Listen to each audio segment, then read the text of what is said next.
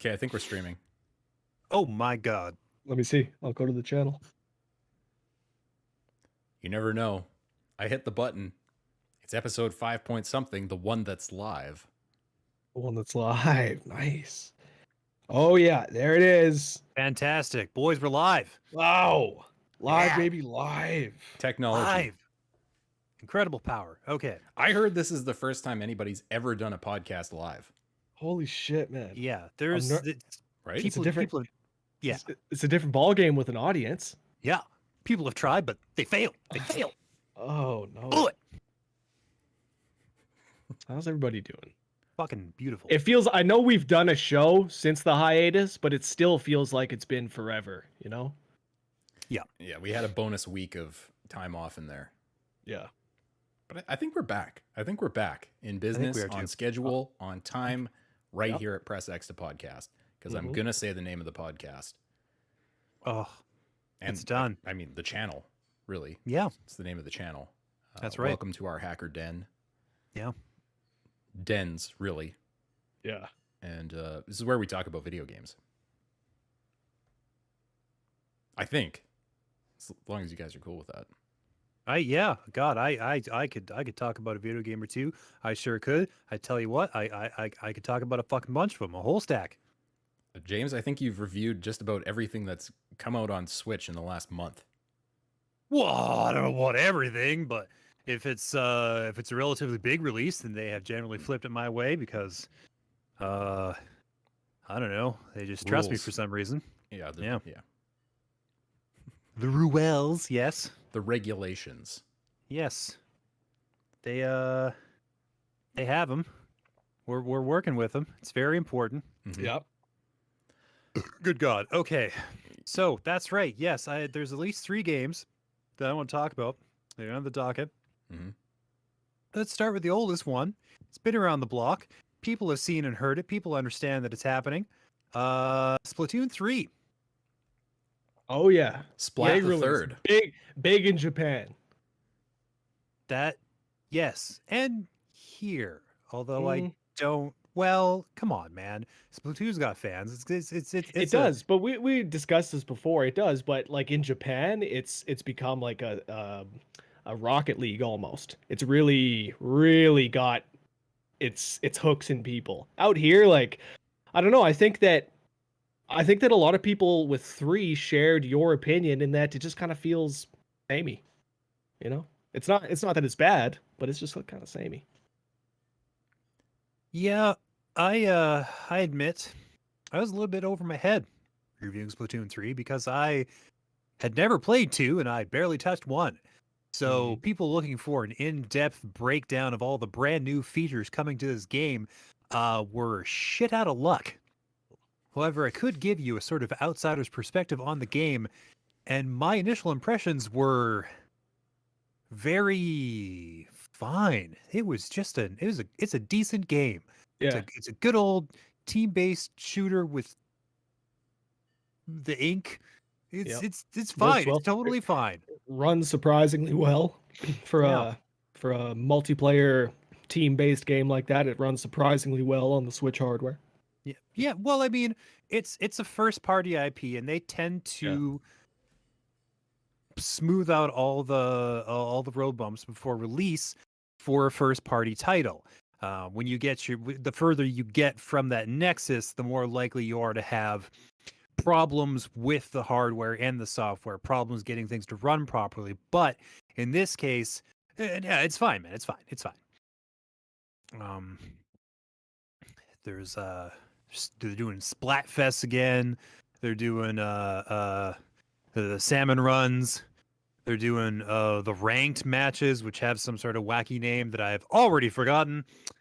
And yeah, if you're looking for Splatoon action, holy shit, you get more of it. You get more of it, guys. You wanted more, you got more.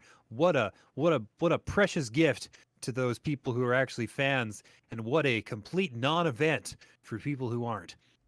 Seriously, man. I like, not that I have anything against Splatoon. I played a little bit of 2. I share your sentiments exactly. It's fine. It's great. It works. It works as it should. I see what they're doing. Yeah, it's cool.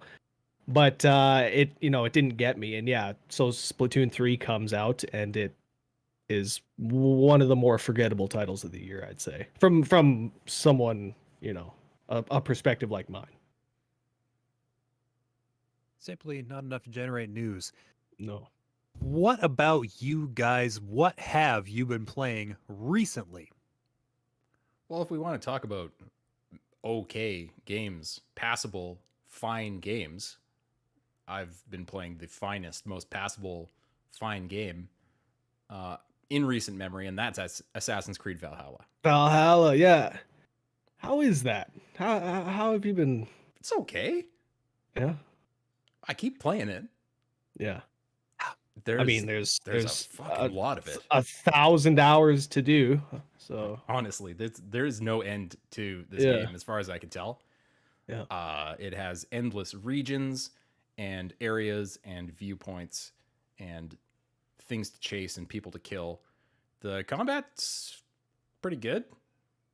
Pretty good. I started playing it because I wanted to get in that Norse spirit. Mm. I wanted to get back in there for Ragnarok's sake, but didn't necessarily feel like replaying God of War just yet. So I want to like wet my whistle a little bit this month and then dive back into God of War. nice. And yeah, it's pretty okay. The story Yeah. is god awful. Oh, I bet. It's the acting is extremely questionable, and I'm sure that's because every actor even in the smallest bit part has about 47,000 lines in this game. And yeah, it's sure an Ubisoft game. Yeah. But that said, I kind of like it. It's kind of a nice it's a nice break from having to do things that you feel like have meaning. Honestly, I think you could say that about a lot of Ubisoft games, where it's Yeah. like, God, it's a Ubisoft game, but I kind of like it. Yeah. Like, yeah, the map is a smorgasbord of icons and a Mhm. never-ending checklist of collectibles. But Yeah. I don't know. In spite of all of its issues, they still tend to make games that are playable. Mhm. You get one every couple of years. That's all you really need. Yeah. I played Valhalla for a while. I didn't come close to finishing it because there's a lot and I No. just couldn't be arsed. But that basically represented my quota for Ubisoft games. I tried Far Cry 5 and it was like, no, I too recently played Valhalla, so I just couldn't get into it. Once the allotted time passes, then I'll be able to indulge in my one Ubisoft game for the period, and then the cycle begins anew. So I yeah. gotta Every time I pick think wisely. I've seen like I've reached the last area of the map, it's wrong. So Yeah. there's Norway, and Norway is huge. There's England, and England encompasses like all of England.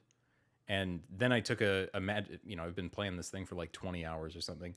I took a magic potion, and it took me to Asgard, and all Oh, of shit. Asgard is also a map. Like it doesn't end. So you could play this game feasibly forever. There's also Ireland. There's also France. Crazy. There's a lot of game. So if you can pick this thing up on sale, you want to have a time for a long time. Yeah. A good long time. Maybe it's good. Yeah. Valhalla, baby. Guaranteed it'll keep you busy until AC Mirage and whatnot drops, whatever that is going to be. Oh God. Mm. So they're probably whipping up the last Assassin's Creed game you'll ever need to buy, accidentally cutting their own fucking legs off. Yeah. I actually am interested to see what they do with Mirage, because apparently it's inspired by the original. I was going to say, is it going to be the finale to Desmond's story that we never got? Is it going to be the modern day Assassin's Creed with Desmond that I always thought that they were building towards and Yeah, never did? maybe. Especially with by the third game, like there were parts in the modern day where you were Desmond and you were climbing buildings, and I don't think you were killing guys, but you were knocking dudes out. Yeah. You know, he had acquired skills at that point, and it just seemed like, of course, that was where this game or the series was going to go. But 15 games later, he's Yeah. nowhere to be found. You know No. what made me like Valhalla more? I don't like the whole structure that they went with when they went to Origins with, it's kind of Souls inspired, and everybody's a giant hit sponge and really tough dudes you can't assassinate in one shot. Yeah. They have controls in Valhalla where you can change that. You can turn on one shot assassination. So I turned on the ability to one shot anybody if you beat the mini game, which is like a rapidly closing circle. You got to hit the button at the right time. Yep. And then turned the stealth difficulty way up. So Okay. it's really hard to get into a position where you can assassinate someone, but then, you should be able to do that. You're an assassin. Come on. Yeah. Yeah. So anyway, I've been playing a lot of that, probably an uncomfortable amount. And I'm looking for what's next. So I'm curious to hear what else you guys have been playing. I've been on a sports game kick. It's that All time right. of year. Yep. Time of year again. Okay. Luckily this year we got a new golf game in PGA Tour 2K23. Yep. Unfortunately, this year once again we've got another NHL game. Oh, fuck. And you should see my review. It's scathing. It really is. Gave it a 59 because it's just, to me, we'll talk Chell first. To me, it's just unacceptable. It's unacceptable at this point. I was praising the game back in 2019, saying that I felt like the development teams, their mantra up on the whiteboard where everybody could see when they came into work was, make this game feel like hockey. Make this game look like hockey.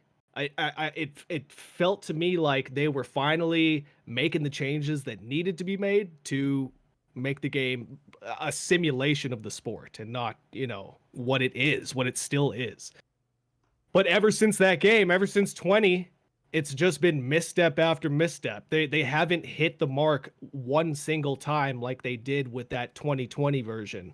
The 2020 version specifically, I always mention it. They added like mid-stride pickups. You could pick up a pass mid-stride and your player didn't like stop to pick the puck up. It was truly like game changing. It was something that you didn't even really realize it wasn't happening until they added it in the game. And then it was like, holy shit, now, preventing offsides was a whole new game and things like that.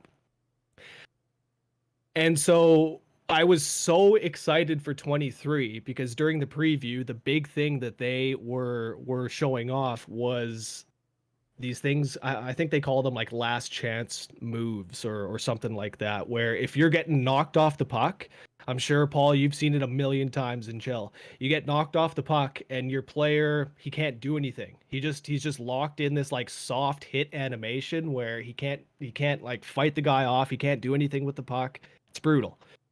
Well, in this one, they were promising that now players were going to be able to make these last ditch efforts where if they catch somebody coming up the wing, somebody catches them, and they think that they're going to lose the puck, they can take the hit, but they can still like make a pass. They can still, make a last ditch play to maybe just move it down the boards and behind the opposing team's net. I don't know. I put in 30 hours. I don't think I saw this one time. One single time. It was the biggest feature that they were promising, and I swear to God, I do not think I saw it one single time. I was trying. I went into practice mode to see if I could find where it was, how to do it. Man, I don't know. I don't know. And of course, it's a hockey game, so a lot of things happen, and maybe it did happen, and I just didn't see it. But I swear to you, during my entire time reviewing this, I didn't see the main feature that they've been promising one single time. So, and it's such a stretch to call that a feature. I mean, it's another thing where I really think that it would have changed the game like they did with that little move in 2020, but it's just not there. It's just not there. And with that being said, even if they did nail this, it would still very much be far away from like the simulation that I want it to be. You sit there and you look at all the players that aren't attacking or aren't defending. They're just kind of, trying to get to their positions. It's like watching a bunch of chickens with their heads cut off. They're just like moving around, spastic, and there's no rhyme or reason, and like it just doesn't look like hockey. Doesn't look like human beings. Madden looks like human beings. FIFA looks like human beings. I said this in my review. Like, I know EA is capable of bigger and better things, but this is just not it. NHL continues to be the black sheep of the family. It's a shame. Hockey is a sport that could be enjoyed by a lot more people. Yeah. Were it given the time of day, were it given the opportunity, and the funding that something like a Madden or a FIFA gets. Yeah. But it would take time. And I don't think EA is ever going to put that time or that effort into Chell. They just won't ever, because the sales figures are the worst that they have. Like, for any of their sports games, that Chell sells worse than any of them. FIFA, oh my god, I bet that absolutely kills it every year for them. Madden as well, that's going to sell big in the US. But Chell, like, it'll sell big in Canada, but what's selling big in Canada? It's not 50 copies. Exactly. I probably met 50 people that play Chell. Oh yeah, in my life. But we're Canadian, I know. It's like Chell. It's something that I'm sure many people grew up with, and so I guess that's why I get so fired up about it, because man, it's not advancing with the times like other sports games are, and it's getting to the point where I'm just sick of it. I'm done with it. I feel like we've had this conversation how many years in a row? They need to scrap this thing. Literally every year since I've been here, it's every single. They got to go ground up with this thing. It's the only choice, and they're not going to do it. Yeah. I think that it would help if 2K could maybe get their hands on an NHL license as well and fucking make a rival hockey game. Somebody needs to make a rival hockey game. I think that's probably part of it. My guess is that Chell's sales figures every year, as much as you guys are like 50 copies, they have to be high enough where there's not enough incentive for them to fix the fucking problem. Yeah. Because if they really were tanking, then they'd be scrambling. They'd be like, oh my god, we have to fix this fucking thing, or else that's a great point. No, we're gonna lose the license or whatever. You're absolutely right, and that's why, like, you go to the Reddit boards, and that is the consensus. You'll see people online saying, guys, if you want things to change, don't buy the game. Stop buying the game every year. So yeah, you're right. We are the problem. Yeah. You specifically, Rhett, you're the problem. Yeah, man. Well, I gave it a 59. So if anybody from EA is listening to this right now, sorry, but just make the game look like hockey. Just make the game feel like hockey. It's still it's your only sports game that feels like we're playing in a 1995 arcade machine. Yeah, because the main thing about hockey, and when you watch hockey, you understand this, is that it's all about momentum and, inertia and carrying your weight forward in whatever way. And, big players and small players, they move differently. And that's just not the case in Chell. You stop up, especially players off the puck and CPU characters. They don't obey the laws of physics. They're, like you said, just jerking around spastically. Yeah, seriously, they can't figure out where to go. They're spinning around like they're. It's tough to watch, man. It's tough to watch. Forget it. Anyway. Let's move on. Yeah, let's move on. It's not worth talking about anymore. James, Sorry. What else you got? Sorry.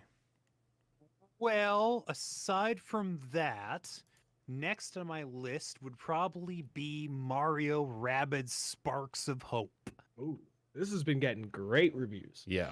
Yeah. I saw a lot of 10 out of 10s. I don't really get that. Great game. I don't really feel like I had a 10 out of 10 time with it. It's fun. A lot of fun. But like, my problem specifically was the pacing, where like when you're not in battle, you're running around this like overworld type space or a series of them. And what ends up happening is you're like losing time diving into like, oh, we got to explore this place or solve this goofy little puzzle or do whatever. And it's not quite, it was never quite engaging enough for me to really enjoy the in between moments as much as it did the battles.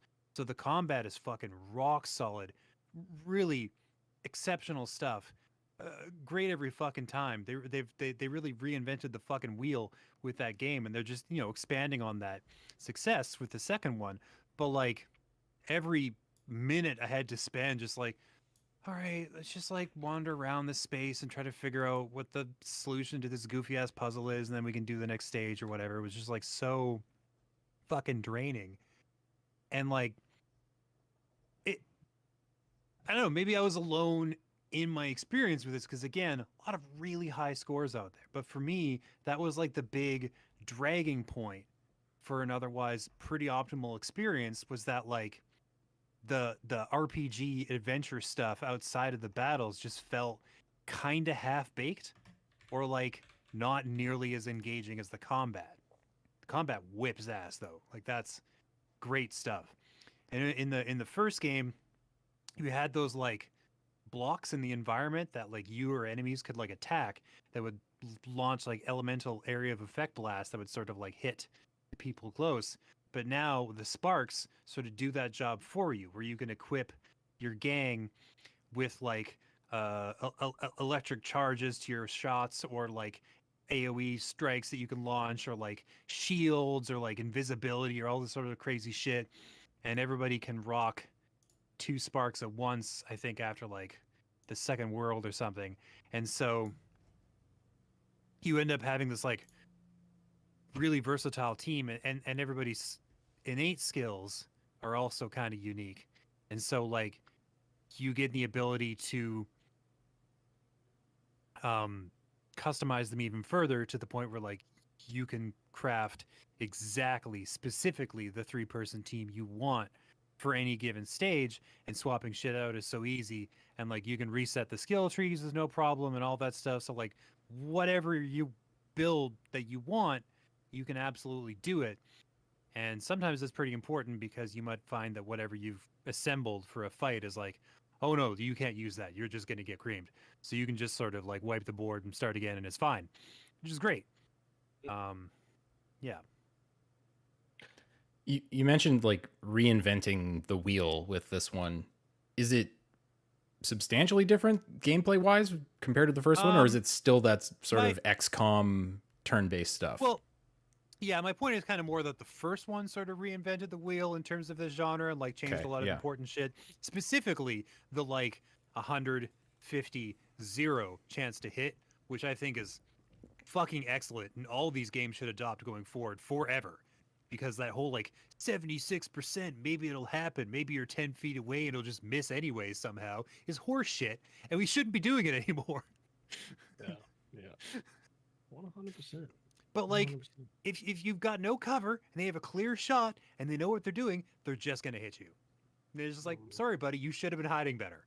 Or maybe you just like, because all the cover is destructible, so you like at the start of the turn, you were fine, but by the end of it, it's been blown up and you've been hit 3 more times because you didn't position yourself properly. Yeah. Now, let me ask you, in this one, are you able to select your roster? Are you able to select your team more, or is it still like a set number of characters, or set? Well, it's 3 people. I think again you start out with 2, but pretty quickly you pass the tutorial phase. But it doesn't matter which 3. You start with a pretty robust party, and it just gets bigger from there. Okay, sweet.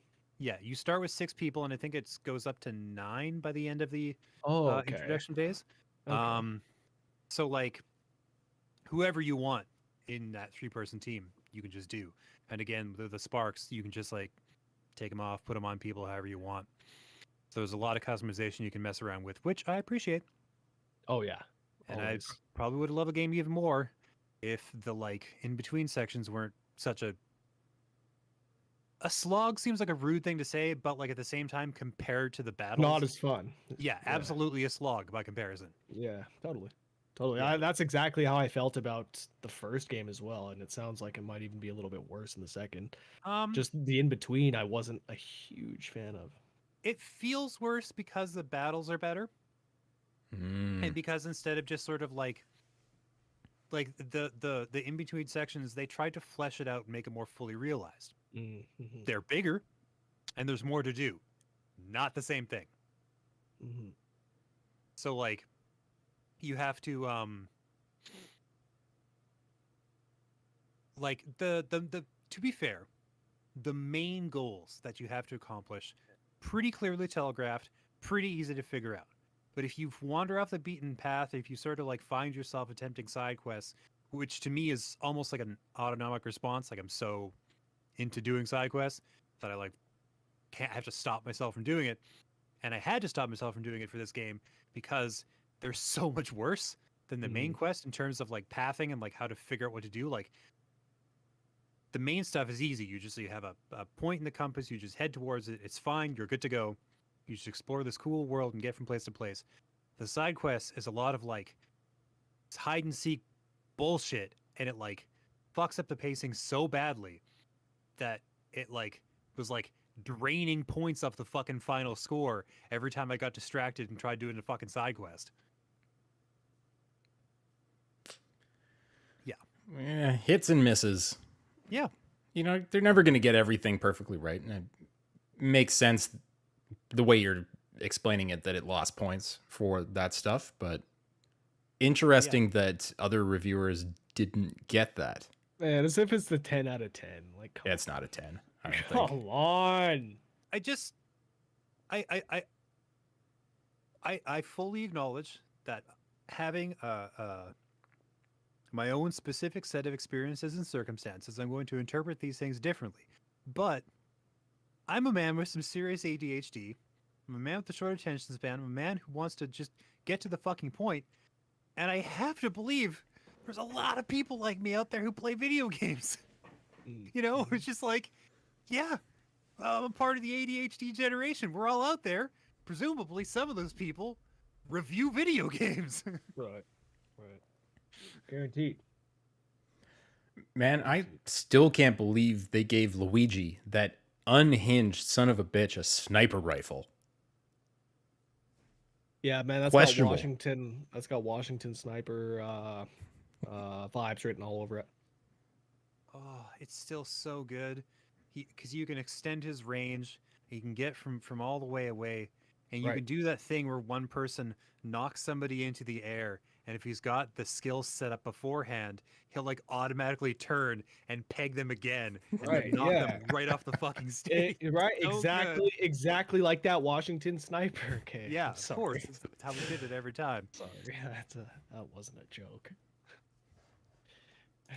So yeah, great shit. Not 10 out of 10. Really good though. A solid. What did you give it? 8, 9, 8, 8, 5, 6, 8, 5, somewhere Yeah, there. I don't great know, man. score. Great Yeah. score. Great That's fucking game. exactly the meta score, though, too. You nailed it, Oh. James. Nailed it. 10 out of if you gave it a 10 out of 10, you got it wrong. And I haven't played the game yet, and I'm sorry, but you got it wrong if you gave it a 10 out of 10. Fair enough.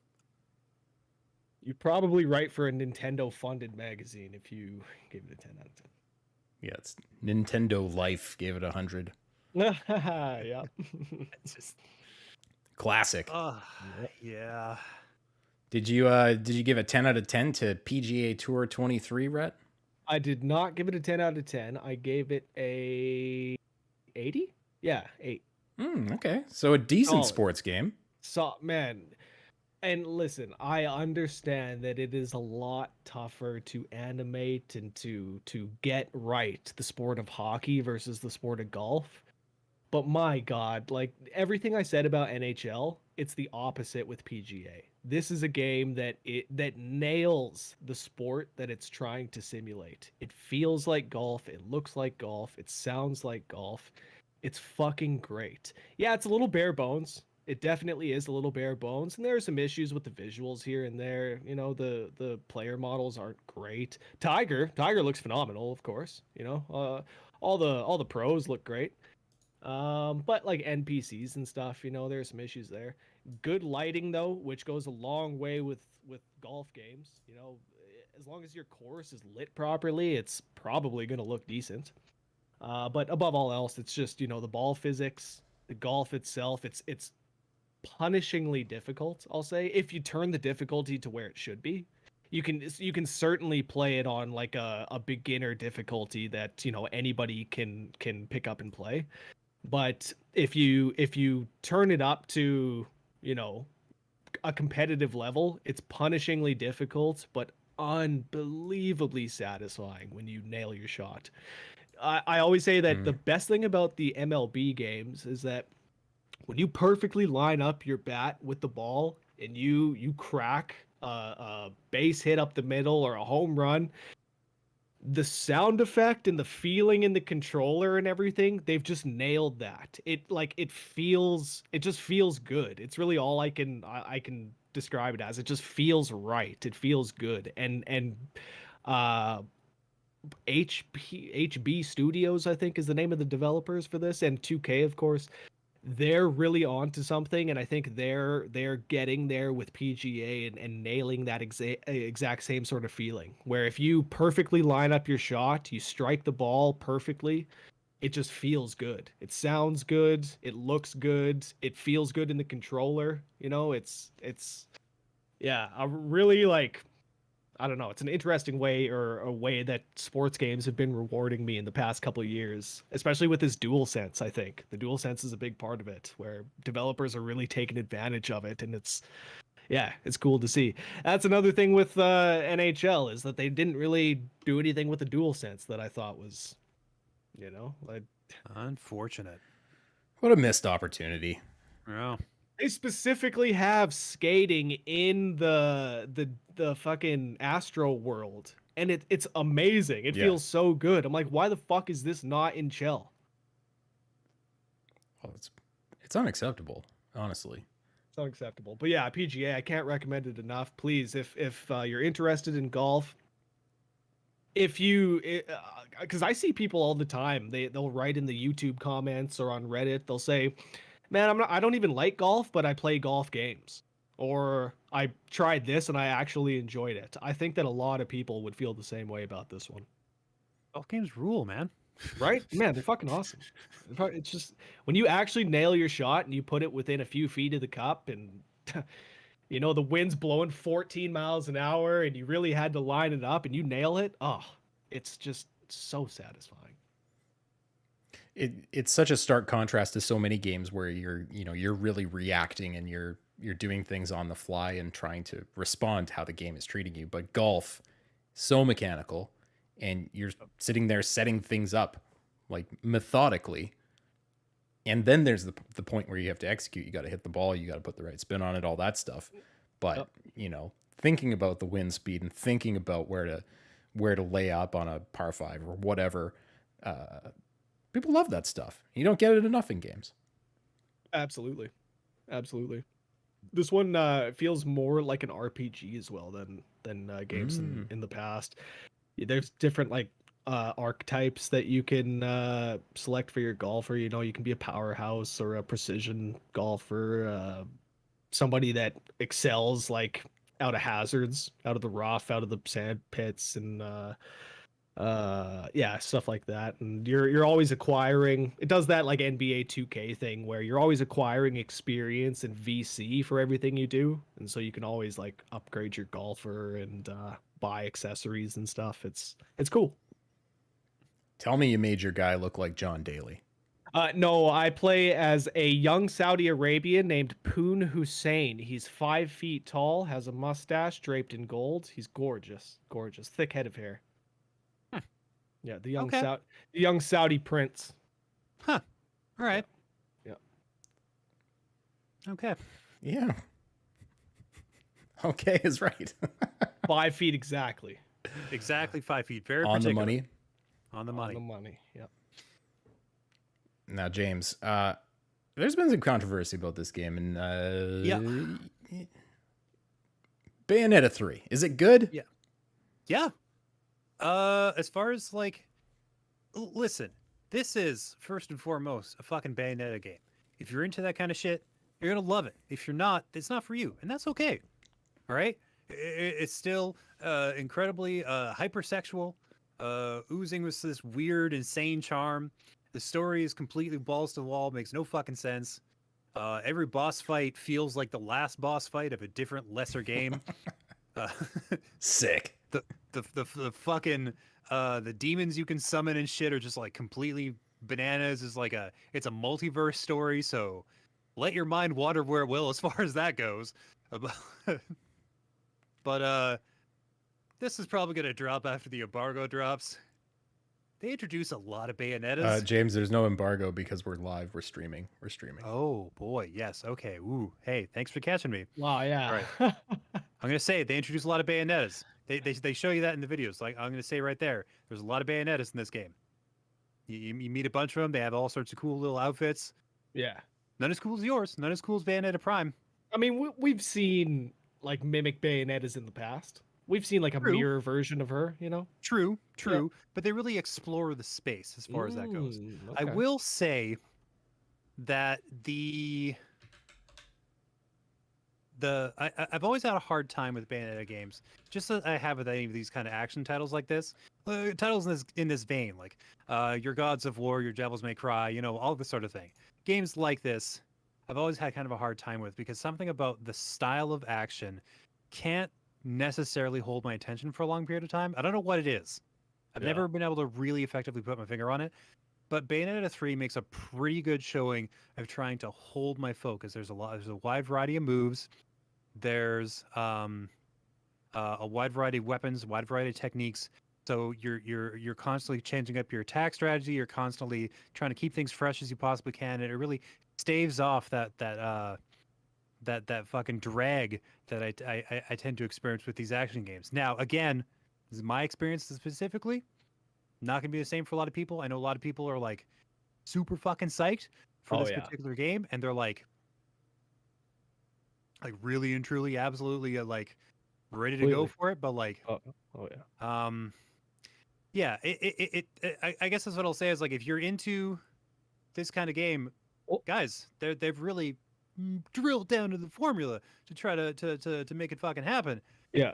If you're not, I don't know if it's gonna sell you. Yeah. Titties, guns. What more do you need?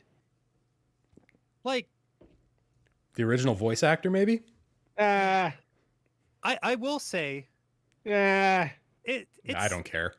yeah, it's different, but it's no. not like a huge deal different. It's just like, okay, you know, okay, they went with somebody else, and you can tell the difference, obviously, but you're not like, oh, So- this is terrible, or oh, this is amazing. It's just like, oh, okay, That's different. what I was gonna ask. Is the new actress trying to sound like the old one, or is it just a new direction entirely? Kind of, but you have to understand that Bayonetta's voice is itself kind of a well-honed stereotype in it already. Right. Just Like, kind of. She's just kind of classically. she is essentially the sexy librarian taken Yeah. to the absolute illogical endpoint. Yeah. Like this is a very well established trope, and so to sound like Bayonetta isn't particularly difficult. Yeah. Fair enough. Fair enough. Yeah. I mean, there's some mannerisms and like turns of phrase and some like behavioral tics that make her stand out, to be sure. And the fact that she dances for combat purposes, that's a unusual hitch. But yeah, it's the Bayonetta voice is not, strictly speaking, unique. No. But because I'm sort of limited in what I can say since we're doing this live, I wouldn't mind talking for a little bit about the controversy specifically. Oh yeah. Is that going to be in the news section, or should we just? I mean, we might as well just segue right. Guys, into we it. have no plan here. There's Yeah, no okay. plan. There's no script. Okay, We're just so off the cuff. We're going the nuts. the first news story, I think, might as well be the Bayonetta voice actor controversy. This has been kind of tough to get a beat on because it's really gauche to talk about your salary in this industry.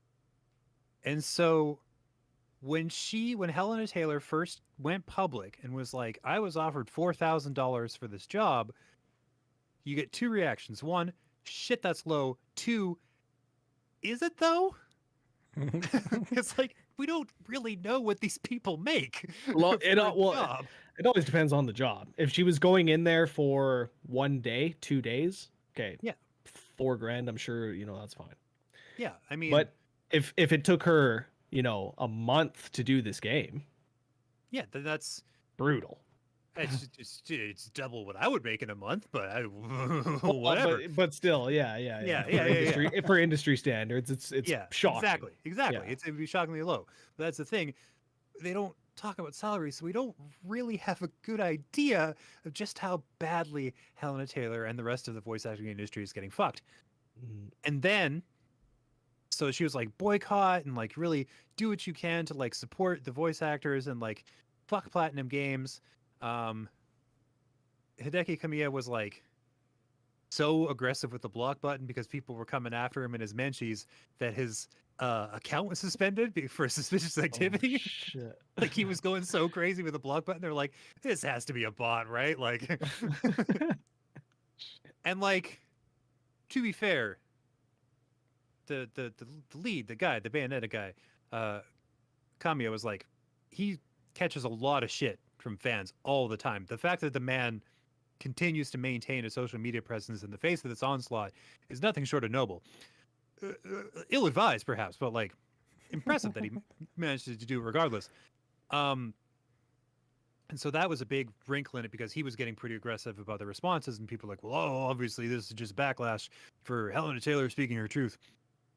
Then a Bloomberg report comes out stating that, well, I mean, actually, it was more like $3,000 to $5,000 per session for about 5 sessions, so maybe $15,000 to $20,000. And you were getting paid great. You were getting paid great. That's a great fucking wage. Yeah. Unless of course, if you're fucking Troy Baker and you're getting that, sure, that's going to be low for you. But I'm sorry, for what's her name, Helena Bonham Carter, this is exactly what you should be earning. Again, Red. Again, is it though? Yes. We don't know. Troy Baker has never disclosed his salary that I'm aware of. Oh, but you better believe Baker makes bank. You better believe Troy Baker is making bank. Okay, yes, we say that all the time. I say that Charles Martinet makes a ton of money. I don't fucking know. I mean, you're right. You're right. Yeah, you're right. We assume because we treat these people like movie stars in our heads, and we assume that movie stars make money because some of them make a lot of money. But the voice acting industry in general, as I understand it, is one where you have to take a lot of gigs in order to, make your house payments. Which I mean, I speak from the perspective of I work in acting. I've worked in the voice industry. I mean, I know how much I would get paid, and of course I'm nowhere near on any of these people's levels. I would never think that, but like if somebody was making $5,000 per session, great. That's a pretty good wage, for exactly. Like somebody like me, I probably wouldn't get that, but yeah, I could see I could see a lot of people getting that and being very satisfied with it, unless you're of the Troy Baker caliber. Yeah. Yeah. So it comes out that this is the amount, and that the $4,000 she quoted was because she turned down the initial offer, and they're like, well, I guess we got to go with somebody else. And then they came back to her saying, do you want to do a cameo role, single session, $4,000, free and clear? And she was like, well, no, obviously not. I'm the voice of Bayonetta, except of course she isn't anymore.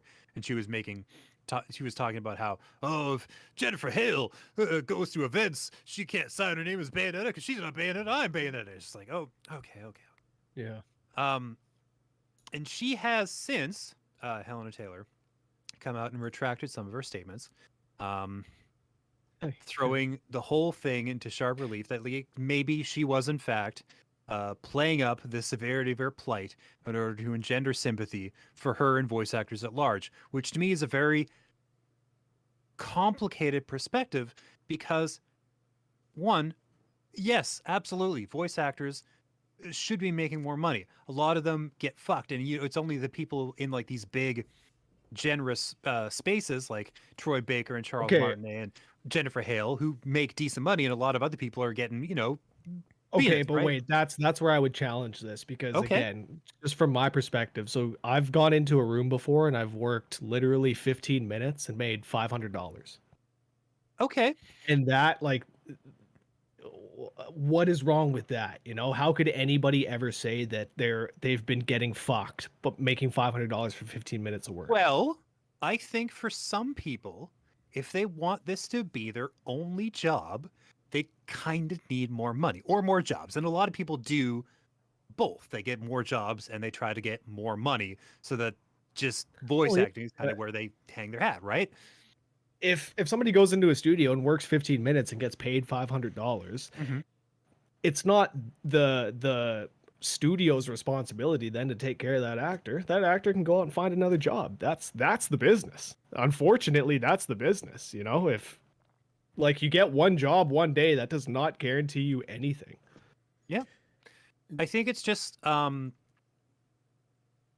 you get to a position where you see the profits made from this game and you feel like your contribution was a major part of the appeal. And for a game as like sexually charged as Bayonetta, the voice of that character is actually pretty important. It's a great point. Very, very great point. Yeah. And a lot of the stuff she talked about in her initial series of videos, where she talked about all the training she's had and everything else, that's going to contribute to a person feeling like they're owed a certain amount of money.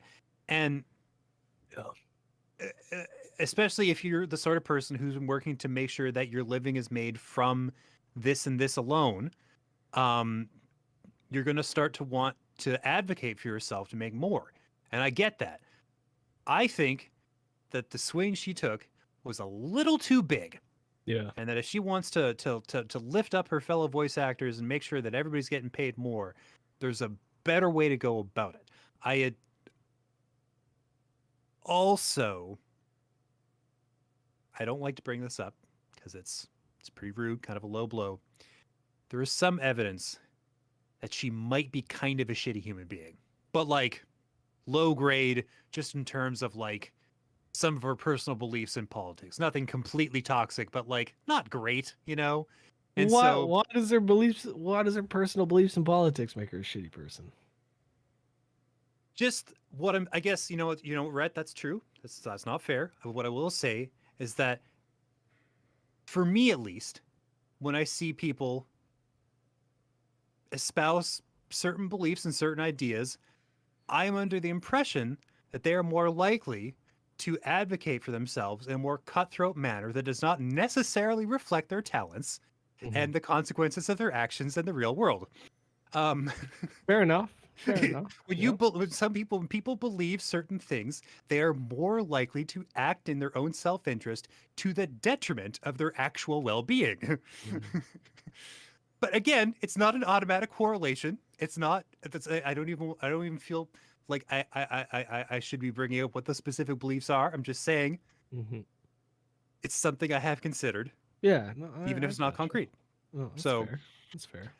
But again, it's one of those things where it's like really hard to come down definitively on one side or the other, because it's like, yes, these people should be making more money, but if in order for them to do so, the whole fucking industry has to change. Because it's true what you said. They're not responsible for that actor outside of that gig. And if they can get more work and make enough money to support themselves, great. If they can't, fuck. I don't know. I'm sorry. Like, you know, like That's what I was going to ask. Is this lady prominent in the industry outside of Bayonetta? I don't know that she is. I've not really heard her name before, but like, sorry, what's her name? Helena Taylor. 2 L's. In Helena. And Jennifer Hale, the person who replaced her, is absolutely. Oh yeah, Jennifer Hale's shit. Yeah, she's one of the biggest female. Yeah. She's actors. Commander Shepard. Yeah. That's one of the things. Yeah, when you talk about Troy Baker making so much money, part of that is because he does so much work. Of course. Well, yes, but each job now he's gotten to the point where each job is paying him a ridiculous amount of money. Maybe at the start, before Troy Baker was Troy Baker, sure. But now it's like he's he's to he's the voice Meryl act. Streep of gaming. I was just gonna say, right? He's like at this point maybe like a Robert De Niro of voice acting, Yeah. of gaming, you know, Yeah. like something like that. Yeah, Him and- he gets paid no matter what he's in. Yeah, Yeah. exactly. Like you better believe Troy Baker isn't auditioning for anything. Yeah. You know, he's I'm sure he hasn't auditioned in a long time. He's the top of everyone's list for every role in every Yeah. game. Yeah, absolutely. Yeah. So I'm just looking real quick through Helena Taylor's. Helena's. Yeah, so let's see here. Bayonetta, Stargate Atlantis. So like some live action stuff. She did Bayonetta for Super Smash, of course. Dragon Age, she had a voice in. Like, it's nothing. The Pirates of the Caribbean game, she had a bit of work in. You know, it's nothing like Jennifer Hale. You know, nothing like Jennifer Hale's body of work. Yeah. It's fascinating. It's fascinating. You know, because someone, wherever their headspace is coming from that makes them do something like this, it's so hard to see an outcome that's not their foot going directly into their mouth. And anyone who would potentially be in the market for a Helena Taylor is going to think long and hard about that before they hire her. Yeah. Going forward, whether that's deserved or not. So it's a tough one. Yeah. It's a tough one. I get where she's coming from if she wants the industry to be better for everybody. Yeah, but like, really, if she wants the industry to be better for everyone, then everyone kind of has to act. Like, Yeah. every voice actor sort of has to be like, actually, I would like more money. And it's just got to be so hard for a studio again, unless you're a big name. I keep saying that, but it's the truth. It's just how Yeah. the industry is. Yeah. Unless you're a big name, it's got to be so hard for a studio to look at somebody who realistically can come in their pajamas, because it happens all the time. You can just show up to work in your pajamas, you read your lines, you're half asleep. As long as you sound good, it's, you know, it's all good. It's got to be so tough for a producer, a director, whoever, to be like, yeah, okay, I want to pay this person 4 times more when I don't need to, when I could have somebody else do the work just as well for the same amount of money, maybe less, you know, because there's a lot. That's the other thing about this industry, especially voice acting, is it's very, very tough to break into, but once you're in, you're in. So there's probably a lot of people that would fucking pay money to do that job. You know, like somebody like me, I'd fucking pay money to do the job at this point. You know, it's man, it's tough. And Pay is oh, sorry, go ahead. Yeah, no, there's just a big long list of people that have broken into the industry and are willing to do the work day in and day out. You know, there's very identifiable voices that you hear in literally any video game you play. And it's because those people are willing to do it day in and day out. They're not going in for 15 minutes. They're probably jumping between 4 or 5 different studios in a day because they're doing the legwork for the gig because they can and they must. They must. Yeah. You know, just that whenever I talk voice work, I always go to Roger Moore. Imagine being that dude for 7, I think 8 years it was that he played Arthur in Red Dead 2. Coming home every night to his wife, he would say he'd come home year 4 or 5. At some point, he wasn't able to blur the lines between himself and the character, and it was just like, who, like, man, that's fucking work. Holy shit. Makes me laugh. Roger Clark. Roger There we go. Clark, that's it. More, Roger yeah, Moore more. was James Bond. Is that James Bond? Yeah. Yeah, different dude. yeah. But, you know, it's fine. Clark. Yeah. Happens, yeah. Just make sure we get the right Roger. But Clark, because of man. that dedication, probably one of the most incredible performances in, you know, any medium. Ever. So, you know, there is that game coming out too that's him and Troy Baker as the two leads. What? Yeah. What's it called? Orgasm? Yeah. Callisto The Protocol? Big O. No. No. It's some story-based game. It is a space thing. But if I remember correctly, Baker is the bad guy and Clark is the hero, the protagonist. The trailer came out at the Game Awards.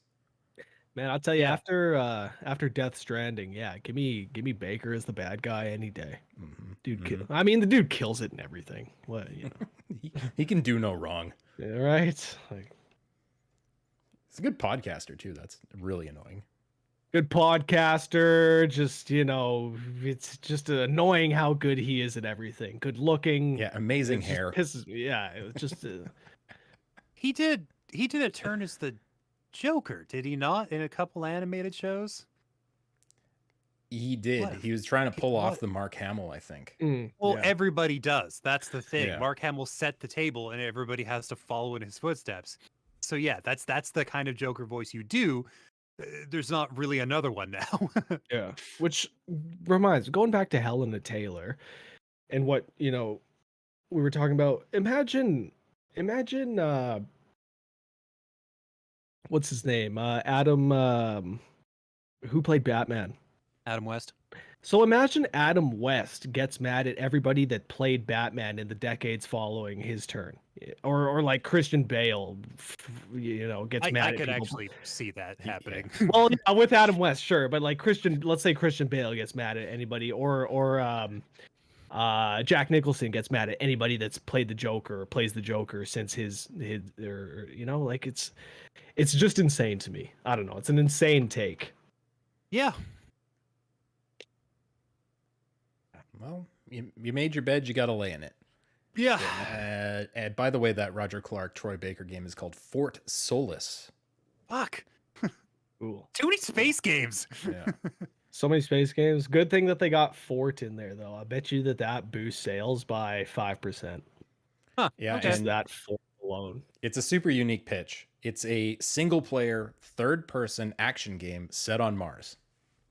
Okay. That's never happened before. To my knowledge, third-person action? I don't know. Yeah. God. Mm. Ooh. Oh. Anyway, got to switch my tab back to something light so you can see my face. So speaking of games, coming up, big deal. Out of nowhere, out of the fucking blue, we had some Silent Hill news. Yes. It is about time Yep. we get a Silent Hill 2 remake.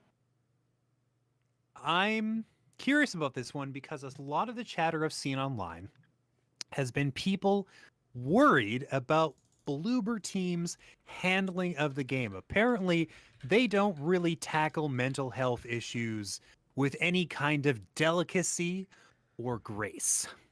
Now, I don't know because I'm not a horror guy, and so a lot of these games I just simply know as titles, if that.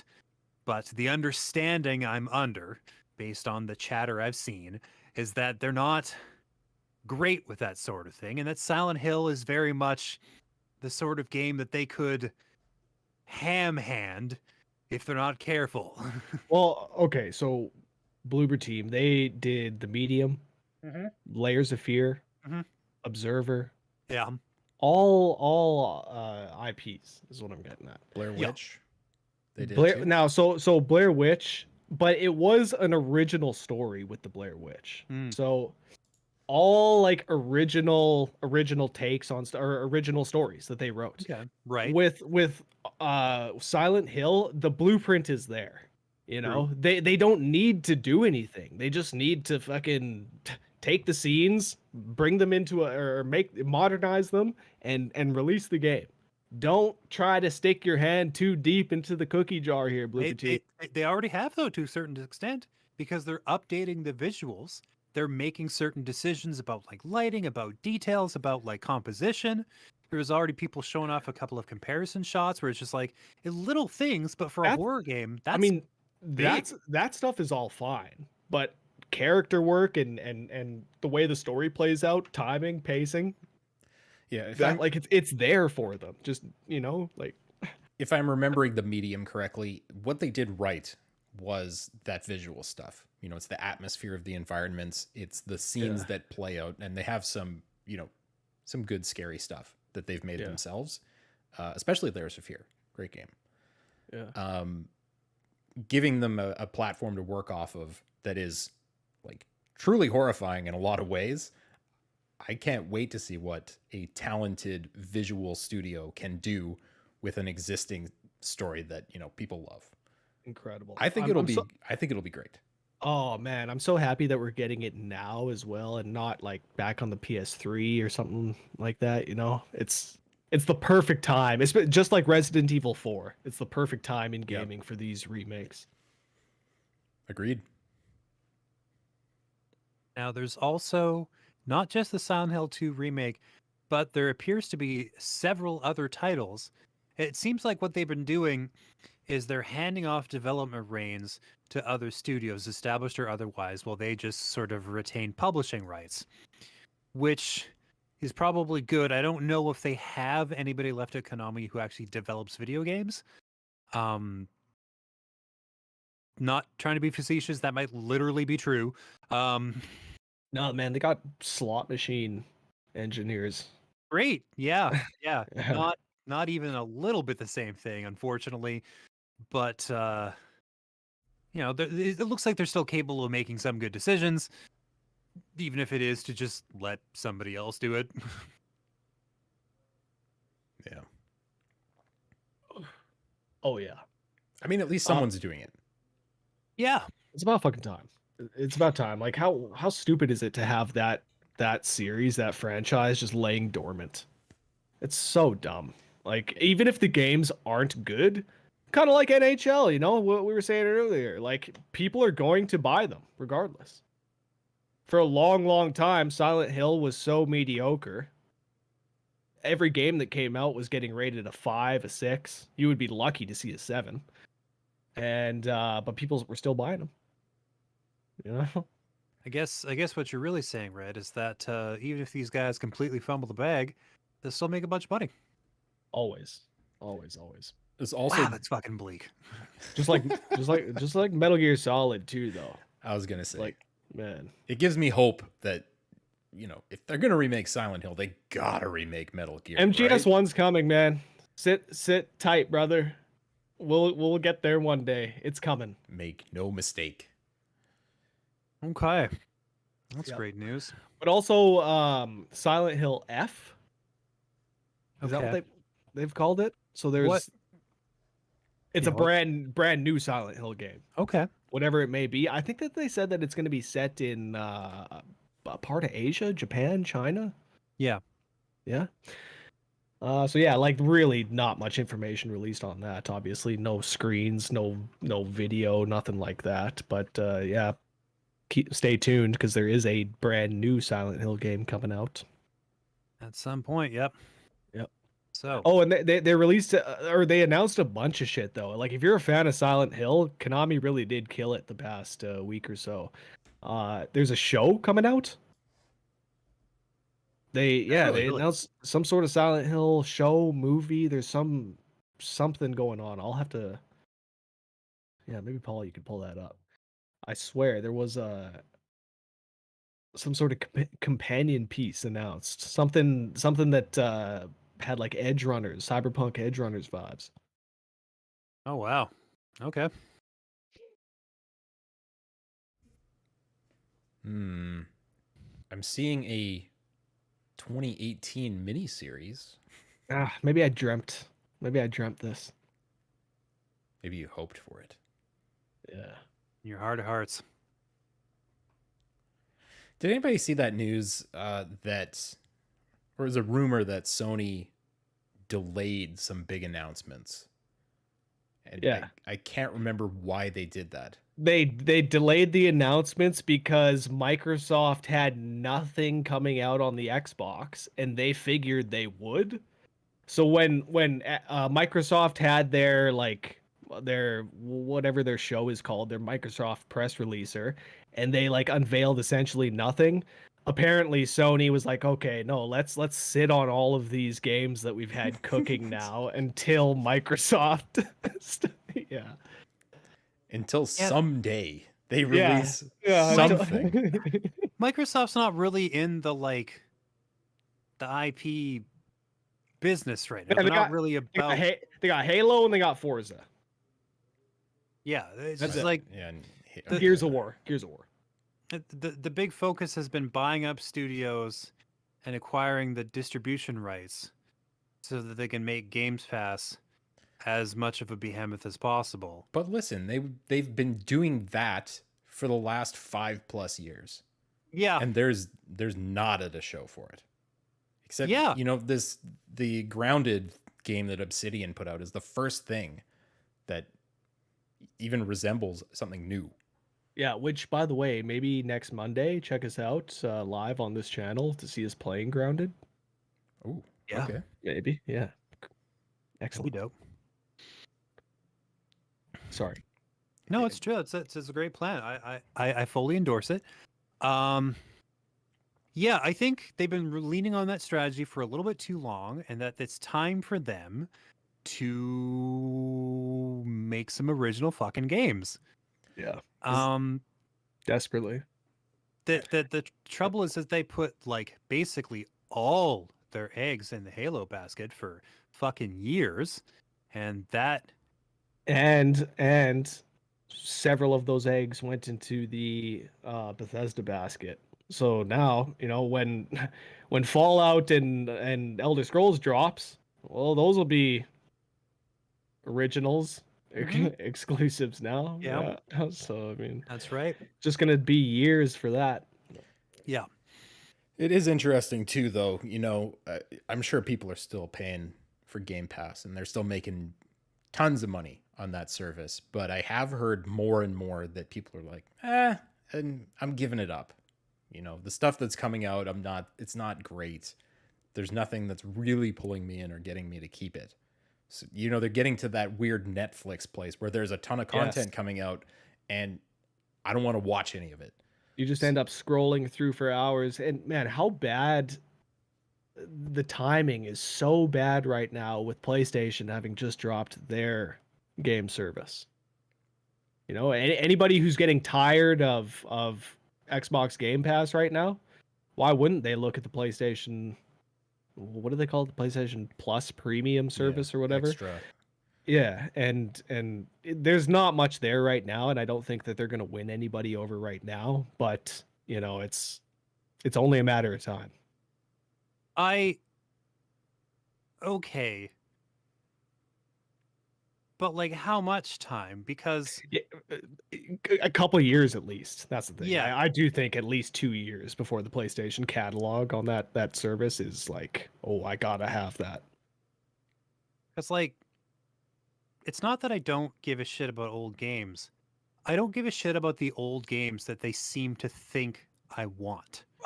Their interpretation of what is considered a timeless classic that needs to be preserved is completely alien to my fucking interest. It's just it's like, you want to play Jack and Daxter? I'm like, no, that has never been true. Who the fuck are you? Yeah. There's just so many games that I'm like, I don't care. I don't care about any of this. And it's a tiny little handful of sort of new stuff that they have, and some classics I don't care about. I would argue and that. I'd argue that a bit. Okay, shoot. Lay me out. What do they got that I should be? What's the good stuff that I'm going for? They've got plenty of PS5 exclusives that are on, or things that came out with the PS5 that are on there. Like Demon's Souls is on there. Spider-Man is on there. A lot of the big heavy hitters from Sony those are expensive are games on too. there, and they're still expensive games. Yeah. But their B tier titles, I think they've got a bit better sense of what people want to play from that B tier. There's games like Dragon Quest Builders. There's games like World of Final Fantasy. These are the kind of games that people probably looked at and thought, oh, that looks kind of good, and didn't buy.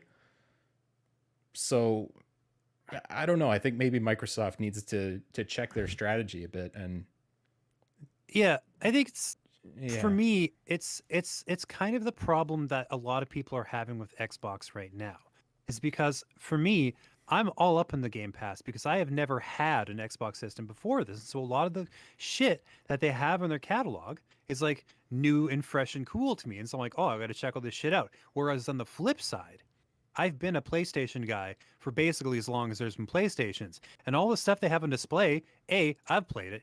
B, if I haven't, it's because I never wanted to in the first place.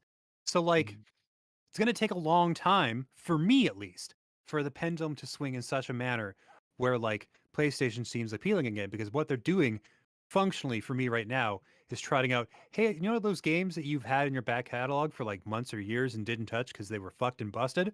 We're going to offer them to you again for a subscription price. And I'm like, no, absolutely not. So like, I mean, that's a fair point too. yeah. but I'm sure for people out there who like were not PlayStation people and became PlayStation people because of the subscription service, they're probably having the same experience I'm having with Xbox. Where it's like, oh, this rules. This is the harvest is in, it is bountiful, you know? Yeah. Yeah, the exclusives do make a difference in either direction. Yeah.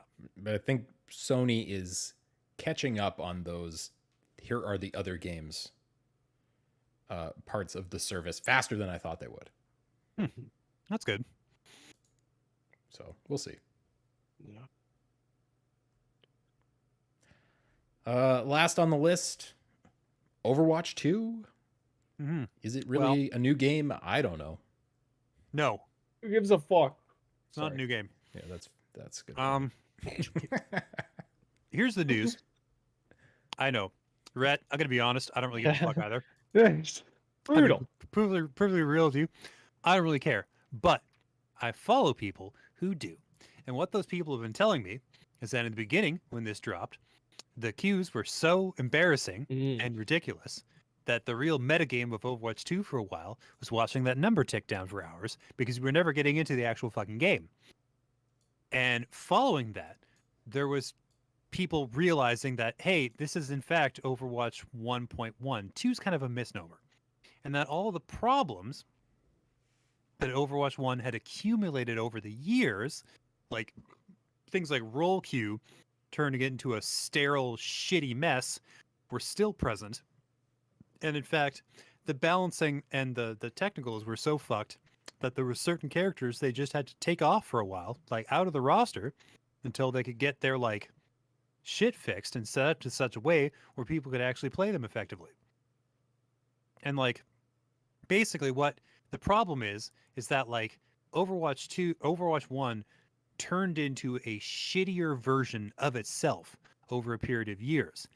And people hoped that they would undo some of this with Overwatch 2. Instead, they did none of that, and that you carried over the same awful baggage from the first game. But now it's free to play, and you're locked out of certain heroes unless you blow money or hours and hours of your life on the fucking battle pass system to try to like nail these people down.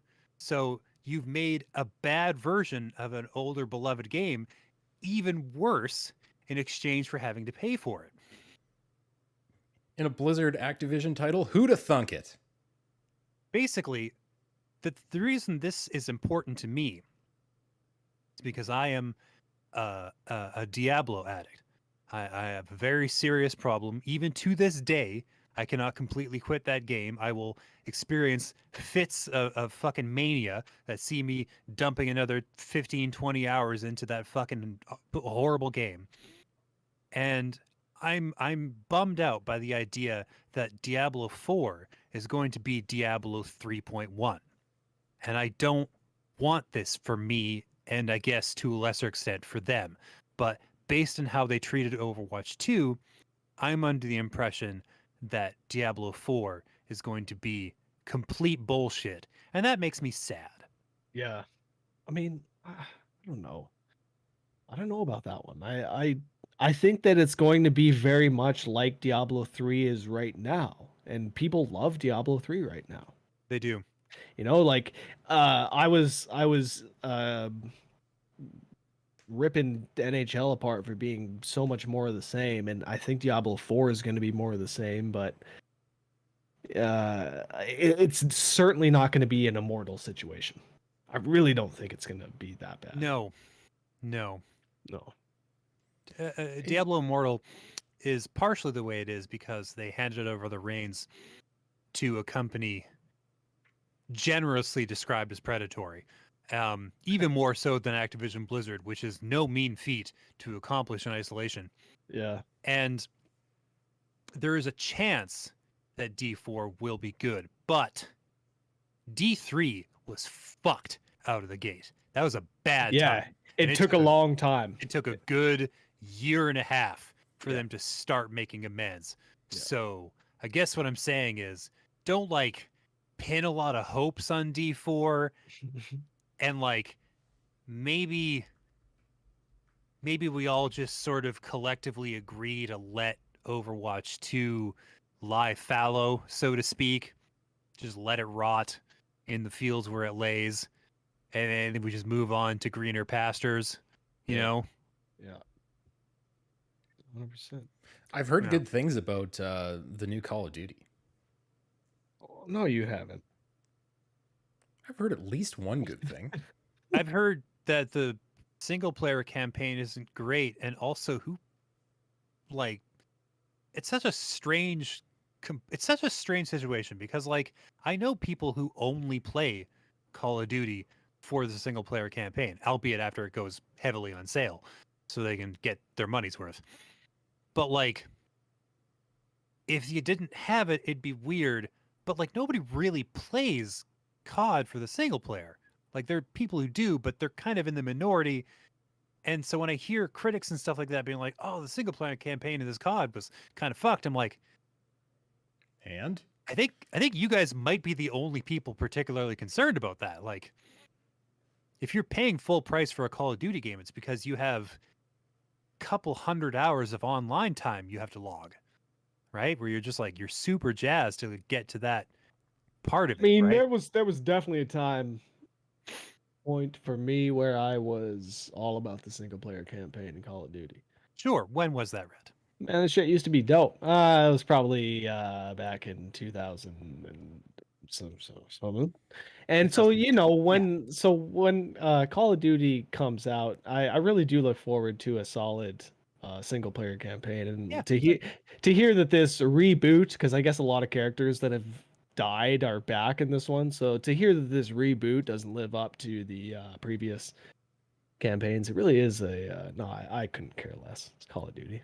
It's apparently visually it's quite impressive. It looks No, quite nice. I do always love them just for the spectacle, but yeah, as if I've ever actually like paid attention to a story in Call of Duty. You know, I'm there for the incredible set pieces. I want to see buildings blow up. I want to see fucking fires,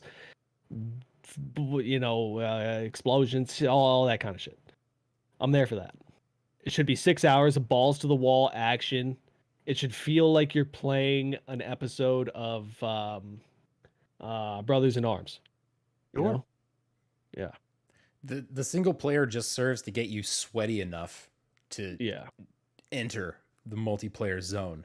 See, that's You what know. always drives me crazy, is that the single player is always so much better than the multiplayer. Like the Yeah. game Well, it's- runs better. There's more. Yeah. There are more mechanics. Like it's always so much more Well, engaging. yeah, it's handcrafted, and the multiplayer has to be balanced for an optimal experience for like 15, 20, 30, 40 people to dig into at the same time. So naturally, a lot of the cooler innovations had to be left by the roadside, right? Like, Yeah. there's kind of nothing you can do about that. But they figured out over a decade ago that, hey, ain't no money in the campaign, or at least No. not nearly what there is in the fucking multiplayer. So like, there's no sense making that their focus. Yeah. No. I'm surprised they're even making this game. You know, Warzone is just decimating all, records for people paying money for something that's free. That's actually probably a good one that we should check out in a couple weeks on stream when Warzone 2 comes out. Oh yeah. Yeah, there'll be a lot of people Oh watching. God. There'll be a lot of people Okay. watching it. Okay, yeah. That'll be, if we do that, I'm going to let you know right now, that'll be the first time I've played Call of Duty in just about a decade. It's going to be great. That's good. Yeah. That's good. Honestly, that will be our selling point. That's what Yeah. we'll put in the title. Two Come- guys who play COD and one guy who has played COD at least once in the past. Yeah. I think they'll be The people will be surprised how much damage we can do out there. 100%. They'll be 100%. surprised when At I do very any. least, it'll be funny. Whenever I get a kill, it'll be like putting a kid's artwork on a refrigerator. It's just like, oh, look at you. It's going to go right up there. You did so good, buddy. It'll be our team assist leader. Yeah. Everybody needs the assist guy. Yeah, there's nothing Oh, wrong yeah. with that. There's nothing wrong with being a support player. There's nothing wrong with that. Except you get no street cred if you're the medic. Wow. I mean, you got street credit in this heart right here. Okay. Perfect. You know? That's You what I just need. you just wouldn't say it publicly, right? No. No. Yeah. Of course not. Now, before we get out of here, there is definitely one more news story that we have to talk about. Hit me. Because over the years, we've only had too much fun at the Google Stadia's expense. Oh. Yep. R.I.P. Sweet Prince. Rest easy. Fucking thing sucks. Yeah, good night. So, what was it? A week ago? 2 weeks ago? Yeah. Google announced it was over. And there's been all kinds of controversy since then. One letter that came out that was really telling described how Google has this like launch now and then abandon mentality where it's like, yeah, they'll put all their eggs in one basket and then it's great. They get hyped about something and then 6 months later, when it's not living up to expectations, buried. And that's what happened with Stadia. Essentially, this thing has been dead for a long time, and it was just a matter of time before they actually announced it.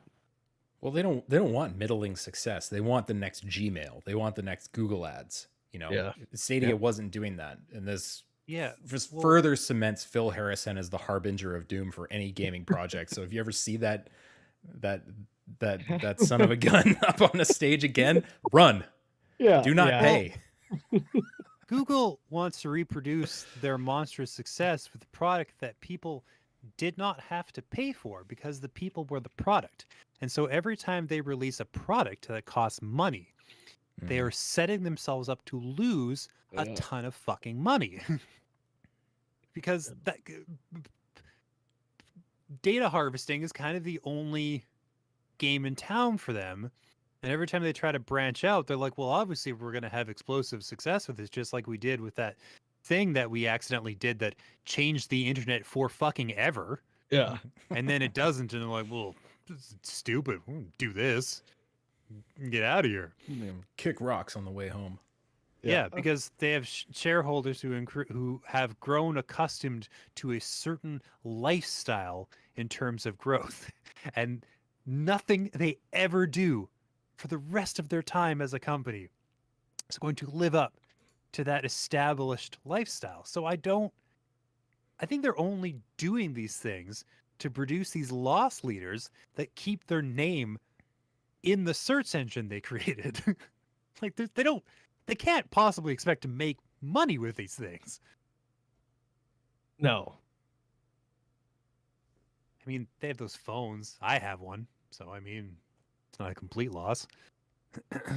They harvested this entire conversation, James. They know more sure- about you now than they did before this podcast. That's right. This is being broadcast on a Google product. So, like, clearly, Yeah. See ya. clearly they're doing fine.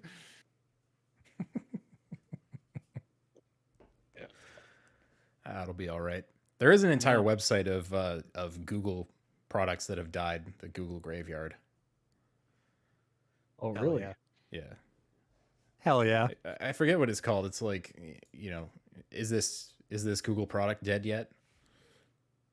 Something like that. Beautiful. Well, fellas, we've been here for a bit. We should probably, you know, move along. Yeah. And call it. Shuffle along until next time, until next week when we play Obsidian's future classic Grounded. Grounded, yeah. That could be fun. We build some houses and kill some ants and Yeah, could be fun. You know what we should also check out though is that Spider Hack. James and I had Oh, one heck of a time with it when last we streamed, and I Yeah. think that you would thoroughly enjoy it. All right, let's do it. Let's do both. Why the hell not? Nice. All right. All right. Farewell, Internet. It's been a pleasure. This has been Press X, the podcast, and yeah, we'll see you around here soon.